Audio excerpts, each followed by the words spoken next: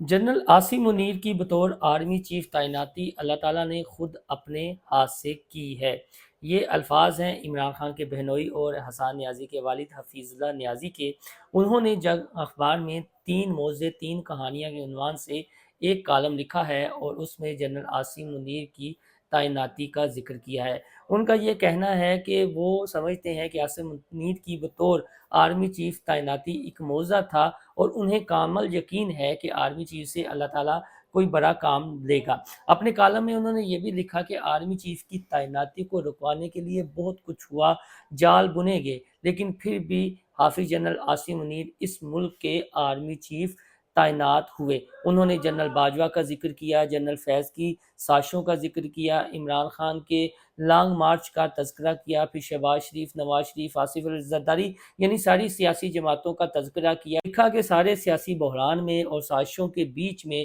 عاصم منیر کی تعیناتی ہونا کسی معجزے سے کم نہیں ہے، اور ان کا جو کامل یقین ہے وہ پورا ہوا ہے کہ جس طرح آرمی چیف حافظ جنرل عاصم منیر کی قیادت میں بھارت کو دھول چٹائی گئی ہے، اب انٹرنیشنل میڈیا اور جو انٹرنیشنل برادری ہے وہ پاکستان کو قابل فخر انداز میں دیکھ رہی ہے، تو انہیں لگتا ہے کہ پاکستان کا جو مستقبل ہے وہ روشن ہے۔ یہ جو کالم لکھا ہے میں پھر بتا دوں، 3 موضوع 3 کہانیاں، وہ لکھا ہے عمران خان کے بہنوئی اور حسان نیازی کے والد